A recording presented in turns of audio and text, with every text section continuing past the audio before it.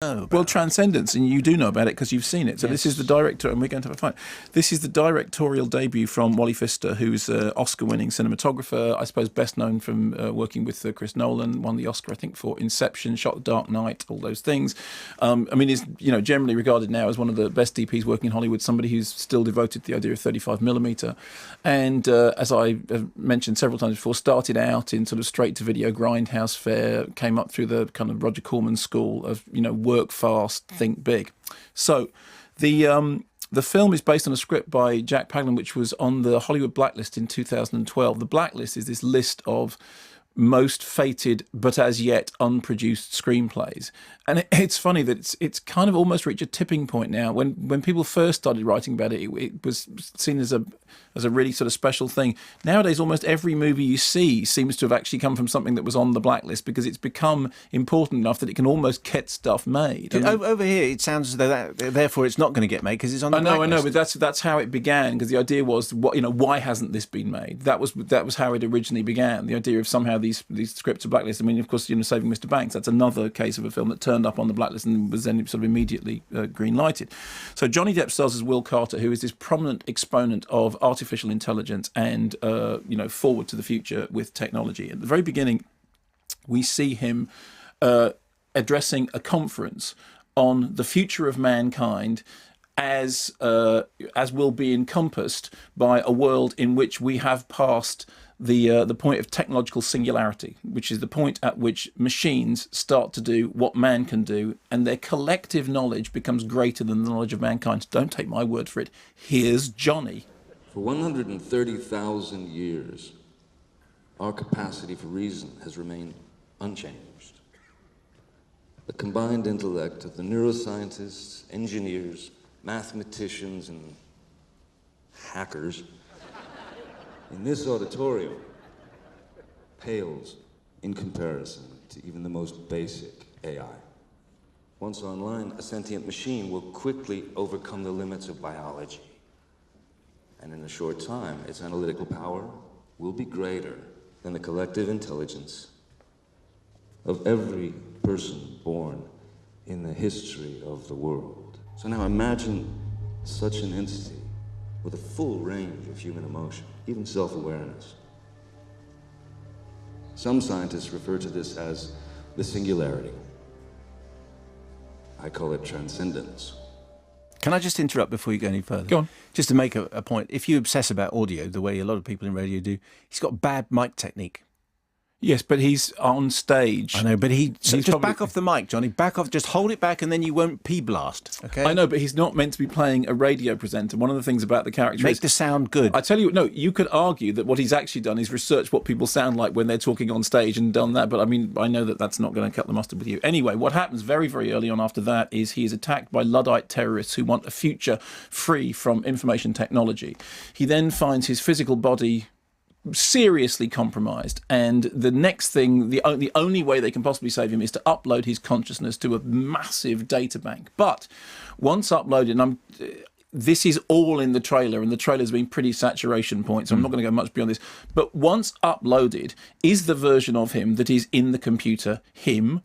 Or is it the computer? Or is it something else? Is it, in fact, the projection of his wife, Evelyn, played brilliantly by Rebecca Hall, who I think is terrific? And what role in all of this does Paul Bettany play? Actually, funnily enough, we see the whole film really through, well, we begin and end with Paul Bettany at the very, very beginning. How good to have him back on a big screen. It's great. I think one of the problems that the film has had, and let's say this from the very beginning, the film's a flop. It's tanked in America. It's got terrible reviews. I know that you're going to read out a bunch of emails from listeners in a moment telling me that they saw it over the preview of the weekend and they largely agree, and you and I did. So the whole thing you have to couch this in is it's kind of had the same reception that John Carter had. Bad, really? Yeah. I mean, yes. I mean, the fact of the matter is, it cost 100 million. John Carter cost 250 million. The most recent report I read said that if it does very, very well in Europe, it'll maybe lose 30. But then nobody's talking about it making money. So it has properly flopped. And there's been a lot of stuff about why, how, with a big star like that and all the rest of it, how has it happened?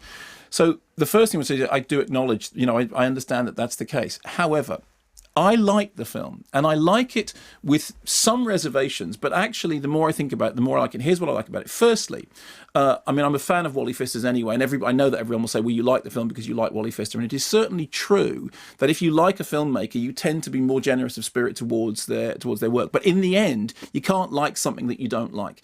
What I like about it is essentially a throwback 1970s B picture, or, the kind of movies that used to be made in the 90s, which, Andromeda Strain and Omega Man and, Silent Running and Soylent Green, all these, which incidentally Pfister himself cites as influential in his development, which are ideas movies first and plot movies second. The central idea at the heart of Transcendence is, if you go from being a human state into a computer state, do you still exist as the same person? An awful lot of people have drawn this comparison between, the digitized version of Johnny Depp, and we mentioned this earlier on, as a sort of the male version of the character in Spike Jonze's Her. Spike Jonze's Her, incidentally, got open to rave reviews, people falling all over themselves to say how absolutely marvellous it was, despite the fact that it's actually basically an idea that goes back to Electric Dreams or to Evil Speak or to some extent to Blade Runner. It's a common science fiction idea. In this, you have a triangular relationship in which, in fact, although Johnny Depp toplines, although Johnny Depp is the star, it's Johnny Depp's face on the poster, the real star of the movie is actually Paul Bettany, and the second star of the movie is Rebecca Hall. Johnny Depp, strangely enough, is not really the star of the film. That may be one of the reasons why it hasn't done so well. The second thing about it is that although there are some sort of spectacular visuals, it is actually fairly low on crowd-pleasing explosions. It's much more a movie which is concerned with its ideas, its central idea, which is, the state of consciousness once, in the electronic age, the state of consciousness in the internet age. What happens when you interconnect everything with everything else? How much can a soul ever be uploaded? And again, this is a very creaky, old-fashioned Twilight Zone idea. This is nothing that hasn't been explored by science fiction cinema and science fiction literature and science fiction comic books in the past, and it will continue to obsess science fiction. The problem with the film is twofold. Firstly, the script doesn't have the dialogue elegance of Inception by any means. I mean, there were few moments in Inception. I mean, Inception managed to get away with Tom Hardy saying, "I don't believe it, he's militarized his subconscious."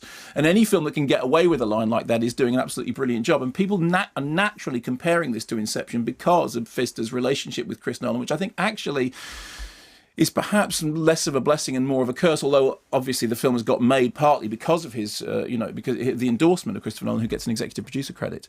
But there is clunky dialogue in the film. There's much clunkier dialogue, incidentally, in the trailer. That thing about Morgan Freeman going, "It's the end of mankind," that's not in the film. That's something which was put into the trailer. And Johnny Depp's performance, people have said, well, do I believe in Johnny Depp as the world's most, brilliant AI scientist?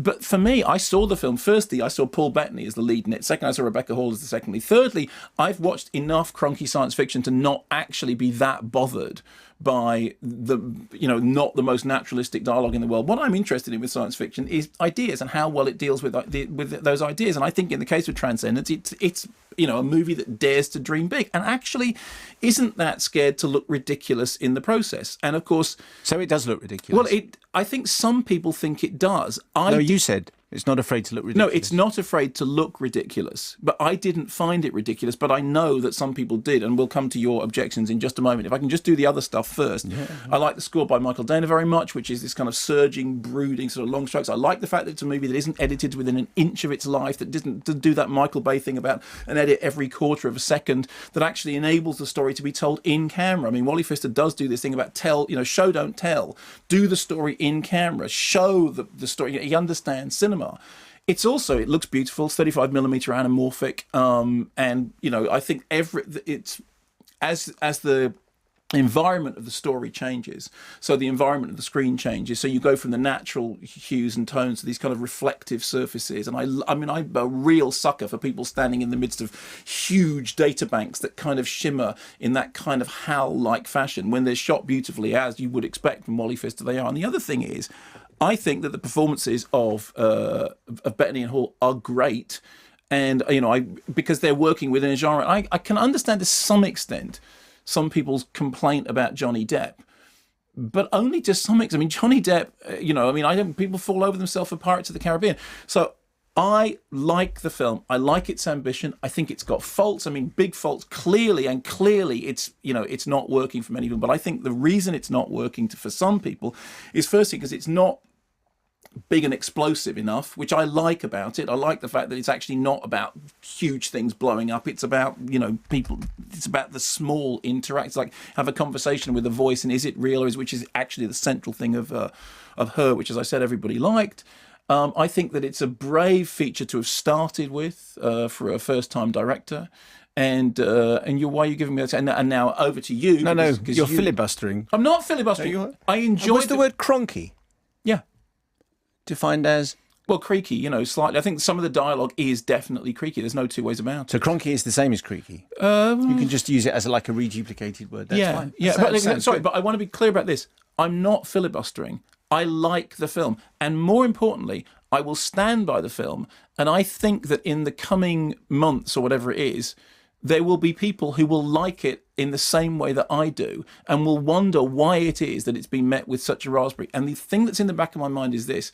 I still don't like John Carter. I still think John Carter is a head-bangingly boring film, and I'm never going to like John Carter. But I know people who do, and I felt for the first time that, you know, God, maybe that's what it feels like when you see something in a movie and apparently nobody else does. Did I imagine that? Or was I don't know. I was hearing stuff in my head, but maybe that was very strange. Maybe it didn't go out on air. Sorry, I was in the middle of defending Transcendence, and suddenly a weird. Whenever your defense of a movie becomes too ridiculous, that happens. Yeah. Okay. So now over to you.